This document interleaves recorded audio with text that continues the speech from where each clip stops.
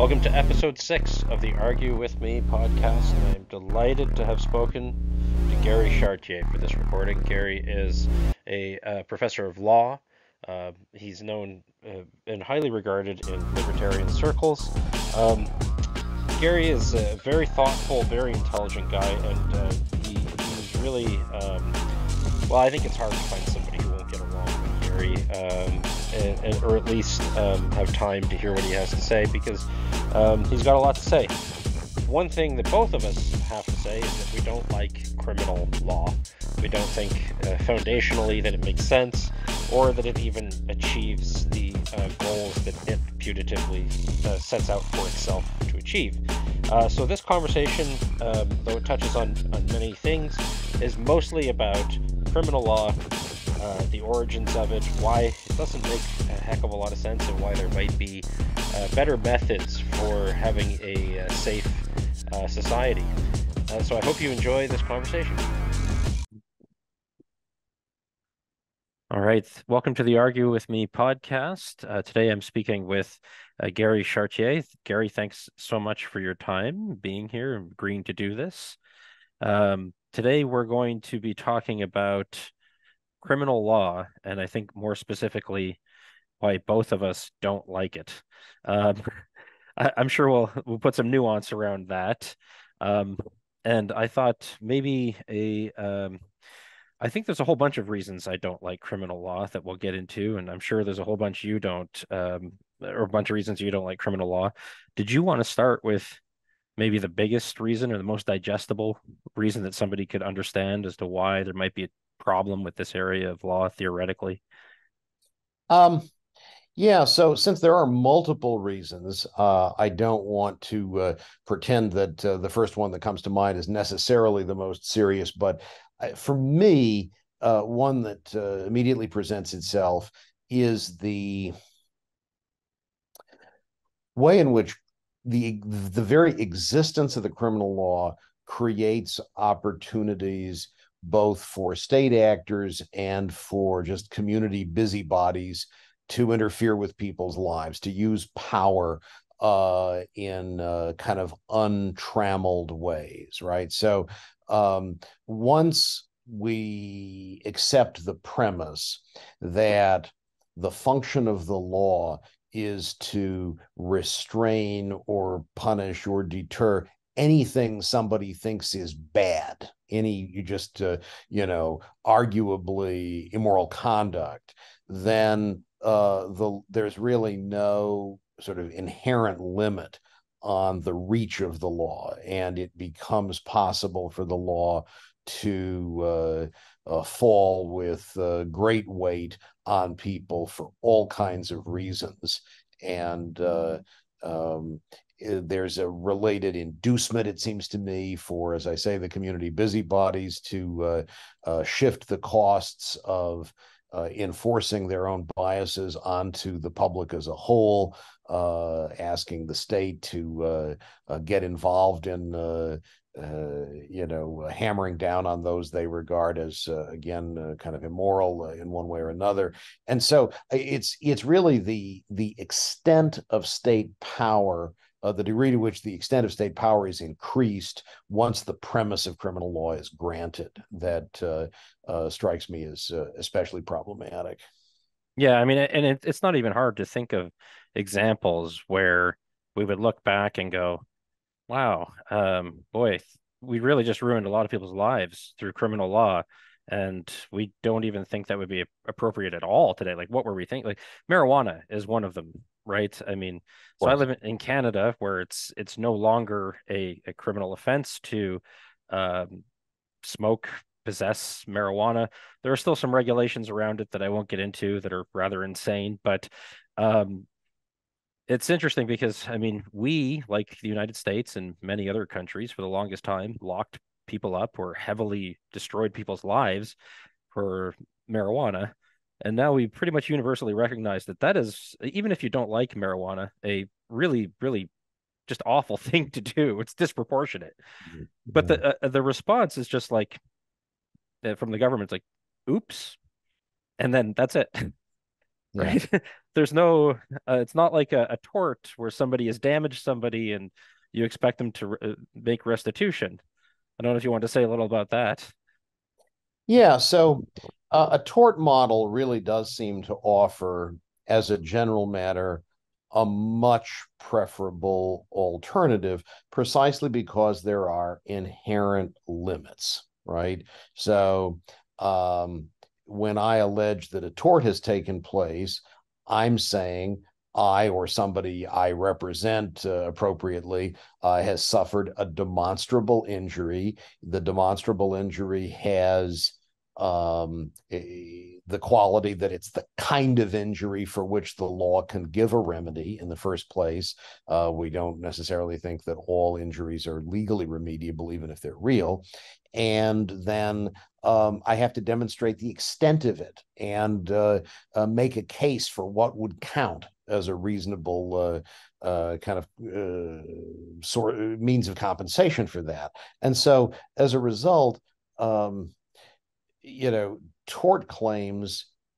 I mean, we know obviously that there can be mass torts in which somebody expects to make a tremendous amount of money, and sometimes those seem to be out of control. We can talk more about those, Sure. but I think the basic idea of a tort claim is one in which I've got an injury. I can demonstrate the injury has occurred. It's the right kind of injury. I've showed the extent of it.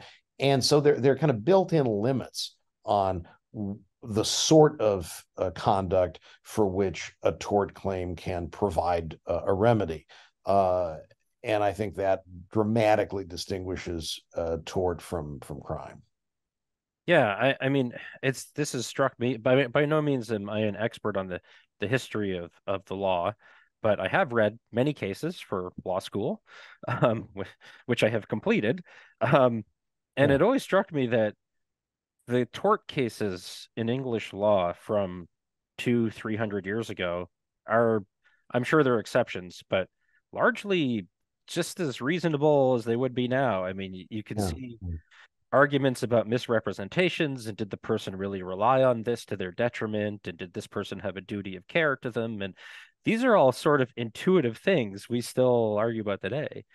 But when you leave, like, with criminal law, I mean, the story is so different. It's like, well, there's the king, you see, and the king doesn't like that you're doing this in their realm. Right.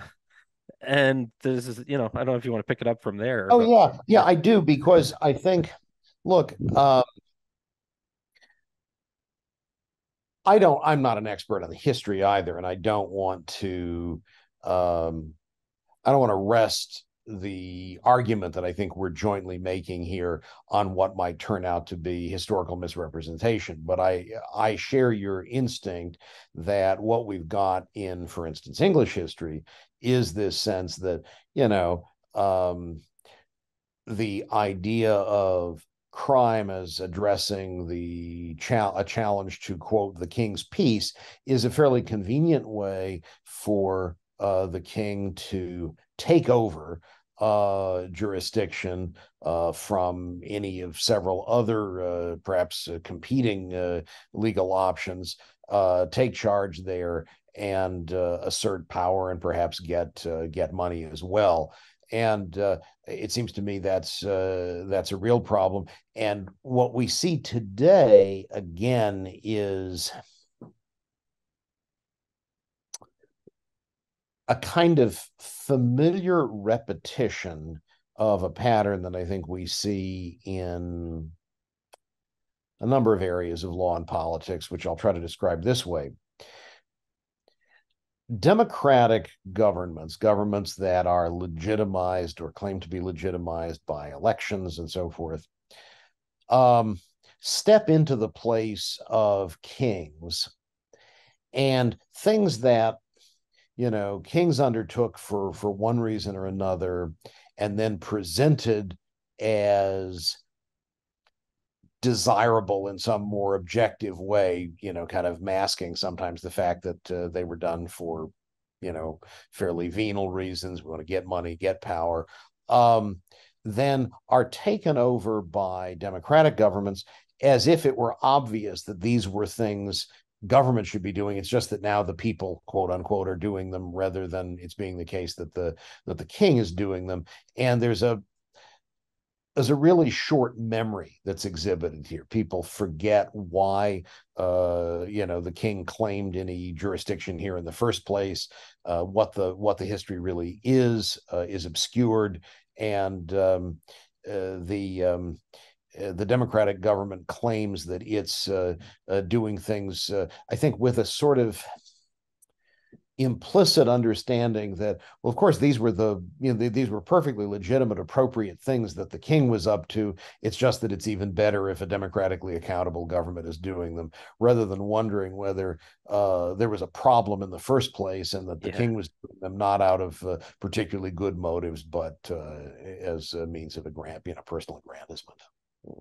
Yeah, right. And of course, it is likely the case that the government is doing some things that we would want to have done, whether it Of was a course. government doing it or not. But then, like you said, I mean, all of this gets wrapped up into a strange cocktail of forgetting history, losing sight of the things we really want done versus the things probably nobody wants done, which I think Mike Humer is really good at pointing out Mhm. how you can detect what really people don't really want the government to do if they had to put their own money up to it. So yeah, yeah, and in fact, I was just talking to Vincent Geloso, economist, Yeah, yeah. um, about a lot of this, and especially we were discussing how the law is itself a good, and it's something that is produced in one way or the other. And Mhm. I know you'll be familiar with all of this, but so the natural question might come up then that like, well, if the king's not doing it and the government's not doing it, and I can't imagine another way because I'm the average person who's used to a king or a government doing this. What would another way be? Yeah. So um, we've already talked about tort law as an alternative to criminal law. Um, the other main piece of law regulating our interactions with each other, of course, is the law of contract. Um, and broadly speaking, we can say tort law deals with um, injuries that are imposed on us involuntarily, where contract law deals with costs that are shared in accordance with some kind of voluntary agreement. And roughly speaking, with, I'm sure, complications that we don't need to get into now, you can carve up the vast amount, the vast majority of what's out there legally into those two broad categories. Um, those kinds of law, the law of tort, the law of contract, um, it seems to me, be produced um, on the market and enforced on the market. And this is, of course, a whole separate conversation, which an economist like David Friedman or Vincent Geloso certainly could talk about with great flourish. But it seems to me that um, we can pretty straightforwardly envision courts and enforcement agencies um, that do their work without any kind of monopoly. The real question I think people often have, they certainly understand that there can be arbitrators or arbiters, there can be security agencies. We have these things in our world right now, but I suppose people tend to wonder whether they would be viable without the state for two kinds of reasons. One, they wonder whether these entities pretty much do all of their work in the shadow of the state, with state law and state police kind of working in the background. And second, there's the related worry that, well, perhaps these entities will totally get out of control, and if we imagine non-state security agencies or non-state courts, maybe they'll just prove to be unmanageable and tyrannical and so forth. And so one thing that's very clear with respect to these two related worries is that um, with regard to any matter of how a social institution is going to function, state or non-state, there's no way you can guarantee anything, right? There's no way of writing a document, let's say, which insists on some outcome, and assuming that because the outcome is spelled out on paper, it's going to occur. There's a certain sort of what kind of legalistic fallacy there, if that's the right term for Sure. it, which I think those of us who are intellectuals and like texts and ideas, those of us who think about the law, uh, can find it easy to fall prey to just assume that, well, we've solved the problem because we've designed an institution or forged an agreement or whatever.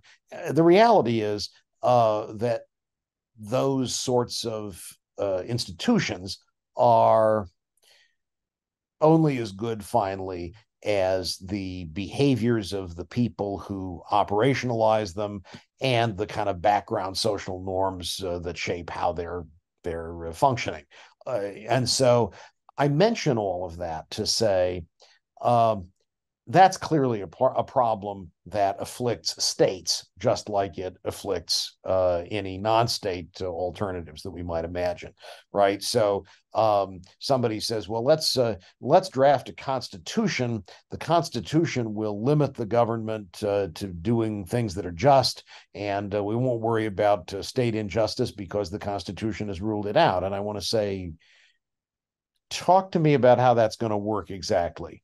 No legal text is self-enforcing, and so we're dependent on the behavior of real people who have their own agendas. Sometimes those are good agendas, sometimes they're problematic agendas. The point is, they do what they do, and sometimes they regard themselves as bound by legal or constitutional constraints. Sometimes they want to navigate around those, either for their own just private benefit or to enforce their ideological agendas on the rest of us, or whatever. So I think it's important to begin with the recognition that there's far more parity between states on the one hand and non-state institutions on the other than defenders of states would want to recognize. At the same time, what the non-state institutions offer at a much lower cost than state institutions is ease of exit, right? So I mean, you can leave a state, but emigrating is is a very costly business. It, means at minimum, relocating geographically, finding yourself in a new cultural environment, learning your way around a whole new set of folkways and so forth. And in many cases, it may also involve a demand on the part of the state that you pay for the privilege of leaving. As we see in various contexts. So there may actually be out of pocket costs as well. And so, by contrast, if you've got non-state institutions, you can hold them accountable precisely because since they're not territorial monopolists, that's what it means for them to be non-state institutions. If they were territorial monopolists, they would just be substitute states. If they're not territorial monopolists, that means that in a given geographic area, I've got the option of embracing an alternative, say, provider of dispute resolution services or security services or the like, without relocating. And that means that it becomes much easier for me to hold accountable any kind of association or network with which I'm affiliated. And so yeah, of course, there are risks that these bodies, in the broadest sense, we can talk about associations or networks. I've been using the term networks a lot lately in this context. Of course, they can behave badly, just like states can. That doesn't differentiate them from states. We can't hold them accountable in ways that it's hard to hold states accountable just in virtue of opportunities for exit. And it seems to me, you know, there are real disincentives for entities like this to in effect try to become states. Right now, once you become a state, once you are, to use a phrase that I associate with the historian Eric Hobsbawm, but I think actually we owe to somebody else, and I'm forgetting who right now. Once a group of people have become stationary bandits, right? Bandits who settle down in a region and just keep extracting from the same population. They may be able to reinforce their power a great deal, and we know states do that. But when we're talking about a network that is not there but would like to become a stationary bandit, it seems to me it's got a fairly steep hill to climb. It's got competitors and customers and victims who are all going to be inclined to push back against it pretty vigorously. And I mean, if we try to imagine, let's say, a network that is interested in acquiring the resources to wage aggressive war on everybody in its geographic area so that it can turn itself into a new state. A lot of upfront costs there. And if I think about myself as a customer of a dispute resolution or security agency or network or association or whatever, and it says, "Hey, we'd like to double your fees this year so we can buy some bombers and some nuclear weapons. What do you think about that?" Probably not going to respond very positively. I mean, I'm kind of rambling here because there are so many different issues that are raised by the question of how we would manage non-state alternatives to those that currently create and enforce criminal laws. But I think the bottom line is we wouldn't want, this is an example I draw from my friend Roderick Long. We all recognize why it's a problem to have the producers of shoes exercise a monopoly. They can charge whatever they want. They can offer low quality. We don't get alternatives and so forth. And the same basic principle, should be evident where the provision of dispute resolution and security services are concerned. When somebody says, I want to be your sole provider of the norms that you're going to use for dispute resolution, the institutions you're going to use for dispute resolution, I'm going to be the sole provider of security services, it ought to be really obvious how that can go bad very, very quickly. Yeah, for sure. So, yeah, there's a lot to say about what you just said. So I'm going to just try to focus it back onto Yeah, to criminal law, sure. which, although I appreciate everything you just said, because I did ask, like, hey, how could people imagine how criminal law or anything could be produced without a state or a king? And you've described some economic reasons pretty well. I think that everybody would at least have to contend with, if not completely agree with, as to why law can be produced in a way other than what we're used to, and what citizens sort of fail to imagine. So I'm wondering what people like. There are certain things that people think they gain from criminal law that I often apprehend as actually bad. So, for example, when I think about the role of a judge or even the word judge, I think of like a person. If there are good ways and bad ways that you can be a judge, I think, and this is not even just in a legal context. So you could respect somebody because they're good at judging whether something is true or not, right? They just have good sense about, hey, is that thing heavier than that thing? Does this Yeah. make more sense than that thing?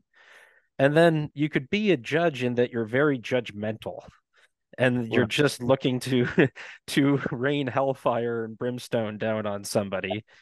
And Mhm. criminal law to me is like designed for that kind of judgment rather than the judgment of, hey, does this make sense what we're doing? Which I find tort law, a judge in that sense, they might get annoyed with someone's conduct at some point, but it's normally because they've made the main matter worse or they're obstructing the proceeding, which is trying to find the truth. But I have seen judges just melt down on criminals in ways that I think would be totally unprofessional and improper in other settings. And but they feel like they have the license to do that. And I feel like that gives people the license to go, hey, I hate that person too. I don't know if you have any thoughts about that. Oh, I do. I think I'm struck repeatedly in legal context by the degree to which the legal system encourages judges to take themselves too seriously, you know. Um, and, if you compare, well, think about the context in which you head into a conference room, you sit around a table, and an arbitrator or mediator facilitates a conversation. Nobody expects that person to show up in a black robe and insist that everyone stand up and bow, when she arrives, and so forth. I mean, it's just, and nobody says, may I approach the mediator? Yeah. It's just Yeah. that, there's a different kind of mentality that's in play, that is obviously encouraged by the state, broadly speaking, because it seems to me that mentality serves to maintain the authority of state institutions. And so if people, are in awe of the judge, fear the judge, bow before the judge, then of course, maybe the thought is they'll be more accommodating, they'll be more accepting of the authority of whatever the judge says. In an arbitration context, the authority of the arbitrator, the mediator, whoever, is, of course, created by the fact that the parties have said we are agreeing to, draw on this person's expertise to resolve this conflict. And so there's a consensual basis for the authority there. But in the criminal context, instead, you've just got someone who's been designated by the state as an authority figure, looking down, gloweringly at you and Yeah. trying to, yeah, to Well, get and you I, to what to do. I think it attracts. I'm not saying that all judges are like this either. I've actually known a few very reasonable, very intelligent judges Sure, that wouldn't sure. it, but um, I do think the position can attract the type of person too that wants to exercise that second sense of the word judgment that I was mentioning. And I'm reminded, I don't know why, but this just popped into my head. It's an old episode of House MD. Where somebody asked him why he became a doctor, and he tells a very brief story about he was in Japan, his father was stationed there. I know this is a fictional character, but the point will ring true. Yeah, yeah. And a friend of his got hurt. They took him to the hospital in Japan, and it was something strange that was wrong with his friend. And he noticed that all of the doctors were asking a particular janitor what his opinion was. And he found out that this janitor was actually the smartest doctor in the building, but he'd come from a caste of grave diggers and historically maligned people. So he wasn't allowed to be a doctor. But everybody came to him anyway because they knew he was the best judge of these things. And that's sort of the kind of person you want. You want that sort of consensus that the reason I'm going to that person there is because we all kind of agree this person is the wisest on this category. And I'm not sure that that's what we get out of criminal law.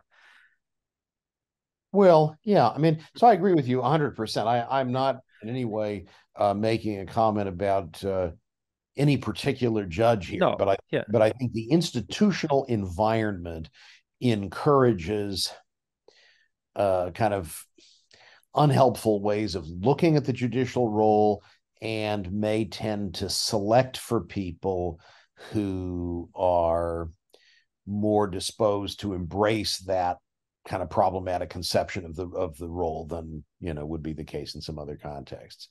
Than would be the case if the parties were selecting the judge, and there were kind of consensual foundation of the judge's role. Yeah, I think there can be a kind of gleeful appreciation of power that isn't helpful. yeah. Um, I really wanted to ask you about this too. So I one reason that so I have pictured myself just as an exercise. This is not something I actually endeavor to do in life, but as a criminal judge, like a judge trying a criminal case. And Yeah, yeah. trying to imagine passing that kind of judgment on somebody, and I start to become uneasy, and I'll tell you just why briefly. And it's Mhm. that I am not sure that it is actually the fault of the criminal, all their action. Like I don't know that if literally it is their fault in a moral responsibility type of way. And there are many reasons why I say this, and I'm not saddling you with any of them. I want to know your thoughts on this because I know you also come at things from a Christian perspective, right?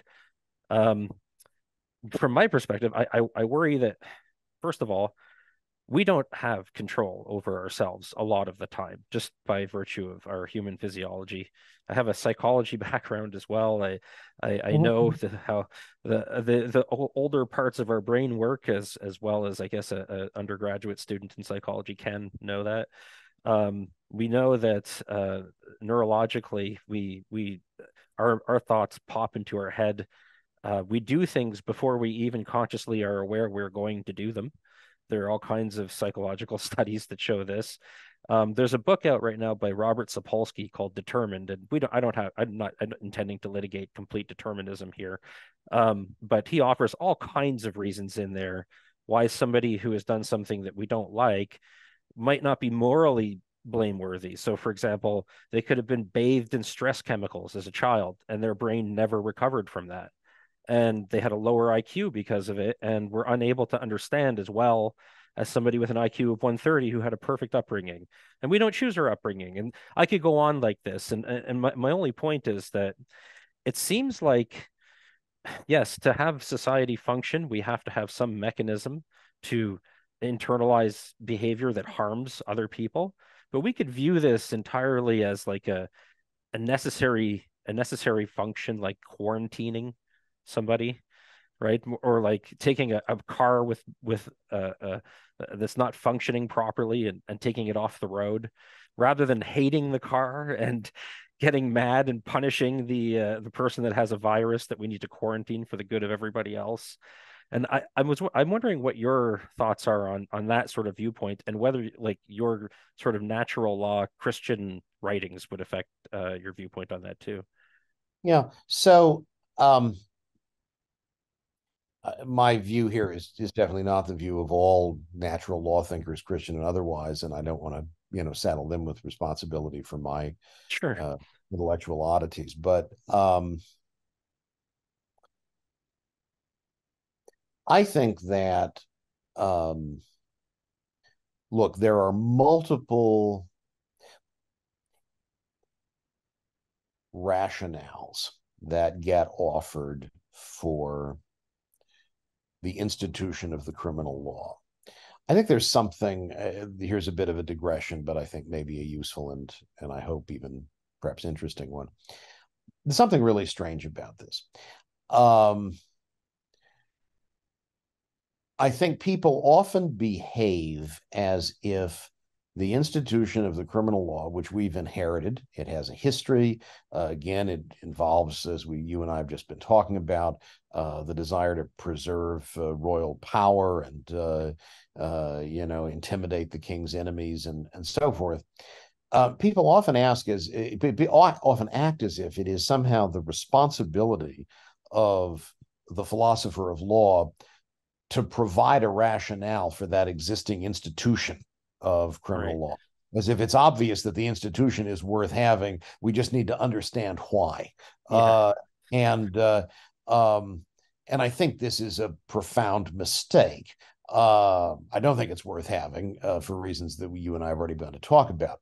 But so philosophers of law, it seems to me, end up offering a whole range of different rationales for the existing institution of the criminal law.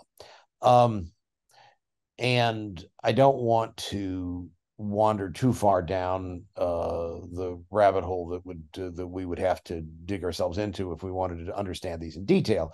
But um, some of these are perfectly good rationales for an alternative tort law system.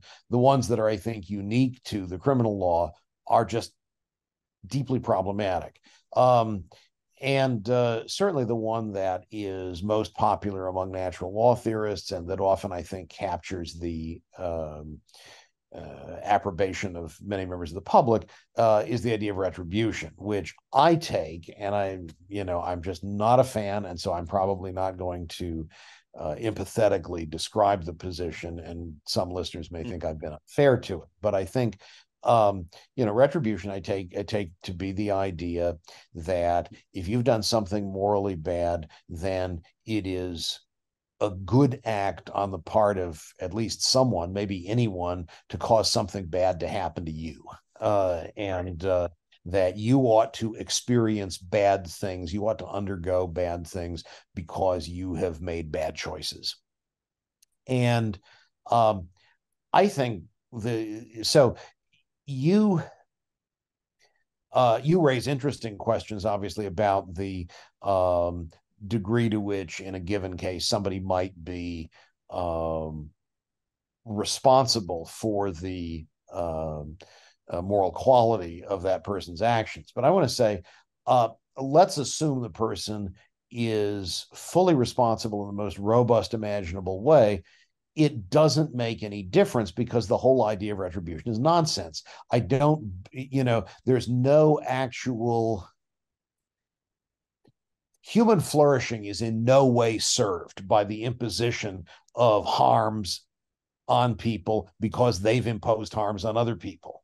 All you're doing in that case is making the world worse, as far as I can see. There's no benefit there of the kind that the retributivist seems to think there is. You neither constitute nor bring about a good by doing this.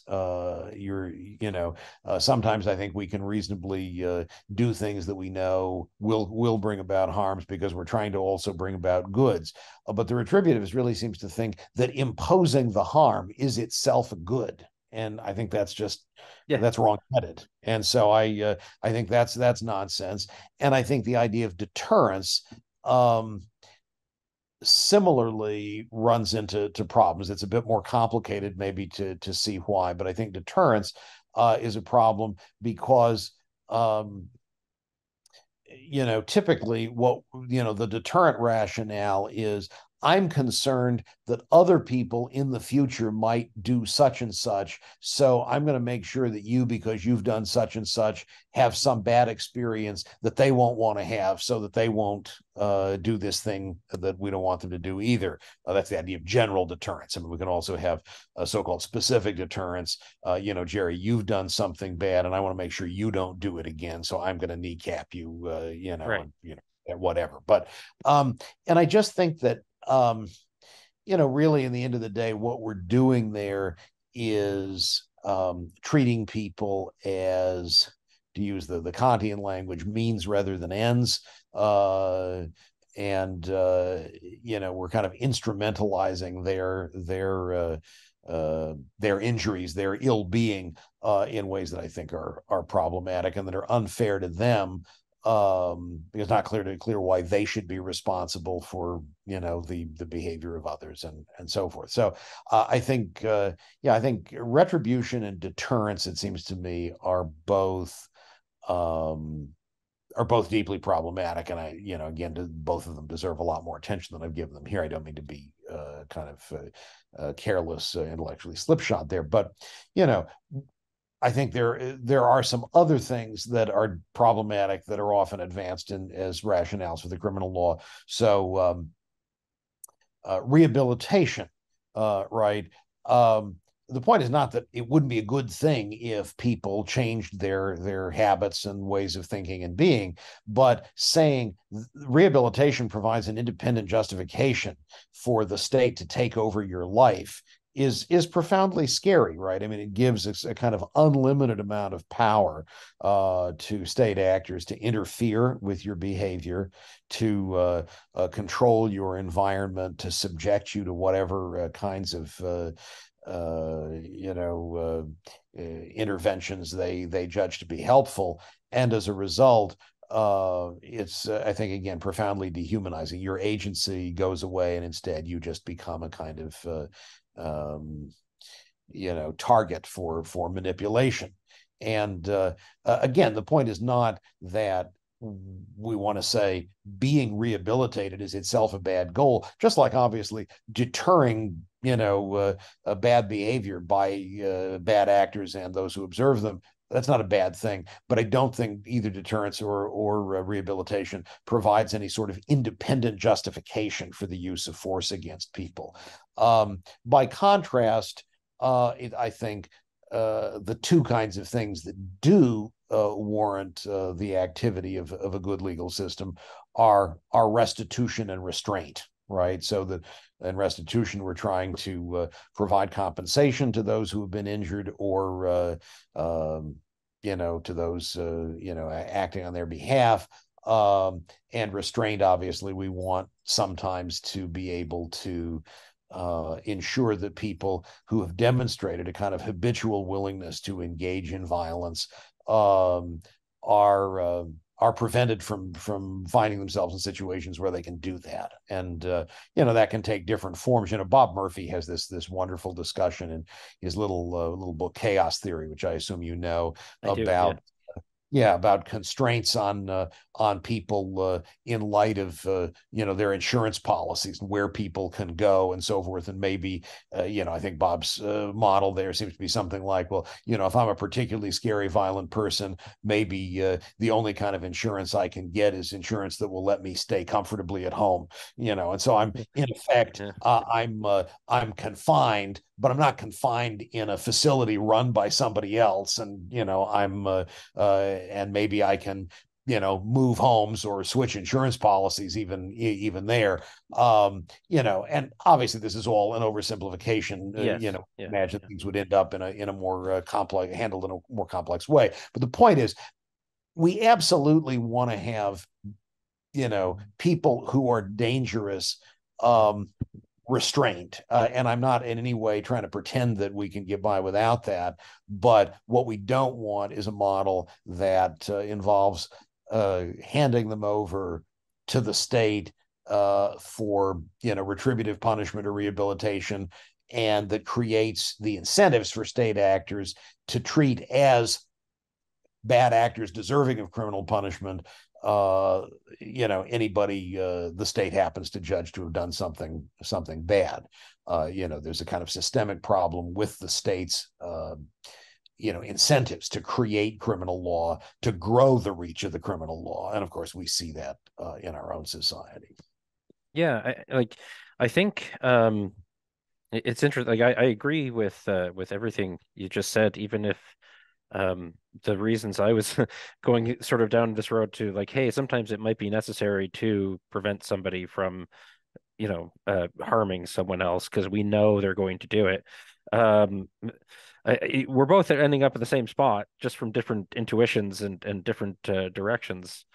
And I can think of just, I don't even think it's hard to think of real life examples as to why deterrence, rehabilitation, and retribution are bad ideas in the or even, you know what? I want to take one issue with rehabilitation the most, because that one sounds good, and I think that most people listening would go, "Oh yeah, rehabilitation. Why wouldn't we want that?" But there are severe problems with it, and I'll totally let you riff on this. I just want to get one quick story. What For one thing, a lot of people can't be rehabilitated. Like the psychological literature is clear, and I was explaining some of this earlier. Sometimes personality disorders are permanent, and you're not going to rehab them. That's sad, and I don't mean to judge the person, but that is sometimes a physical fact. But the other thing is, I have never actually really seen this magical rehabilitation happen, but I have seen people who have done something they regret. um, uh, for example, a person I used to employ got very mad one night at his spouse, broke into her house because he had been kicked out, and then left town.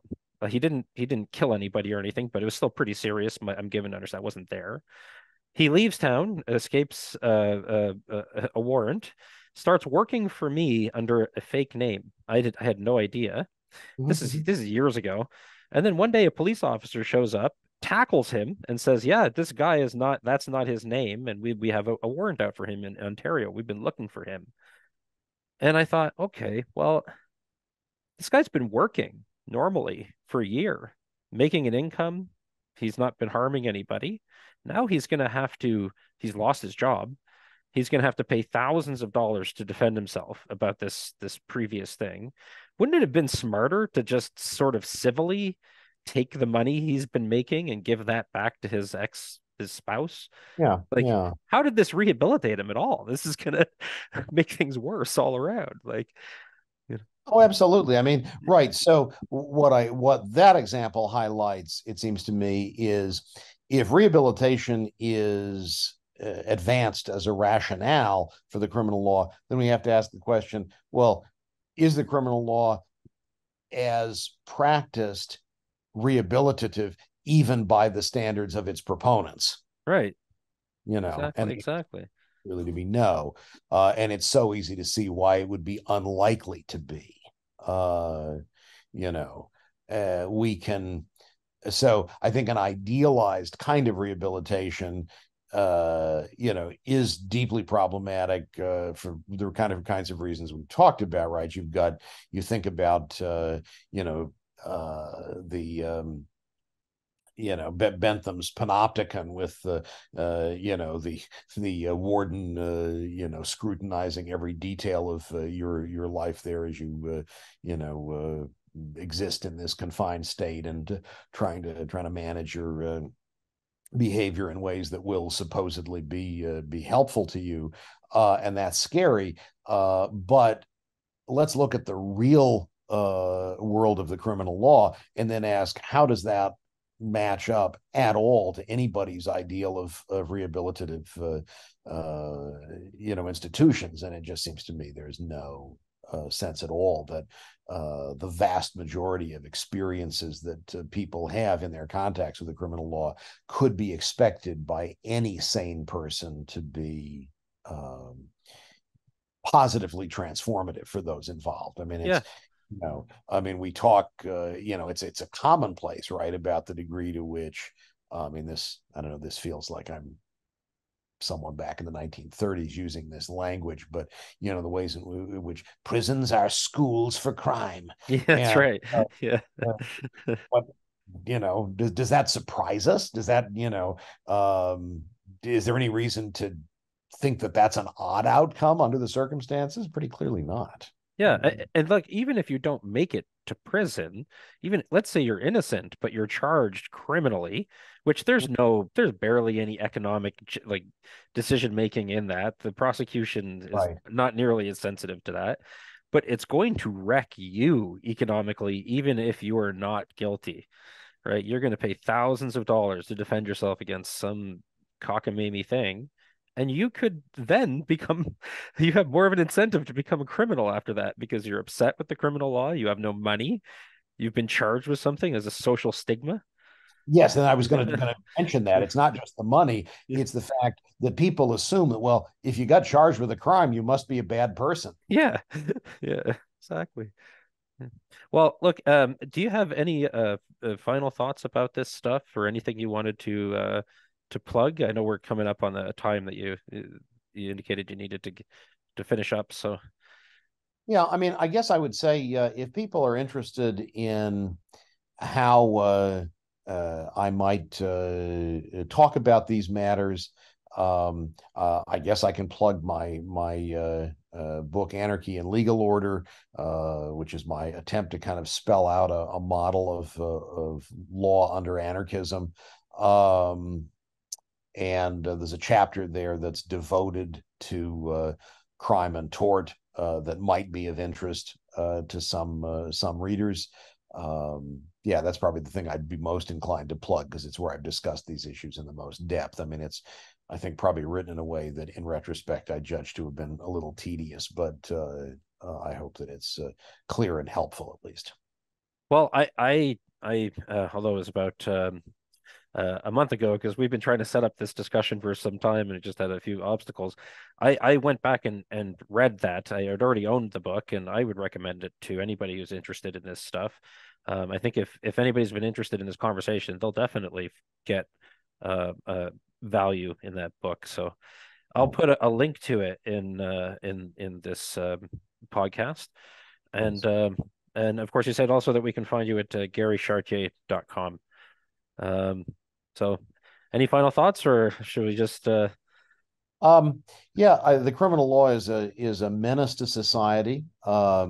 We are likely to all get along better if we don't have the option of asking the state to punish each other because we think bad conduct just as such deserves to be penalized. We're likely to treat each other better if our disputes are ones that we have to resolve, if they do involve the legal system, in ways that involve rational assessments of costs and benefits and actual injuries. And I think getting along well with other people is a good thing. there you go.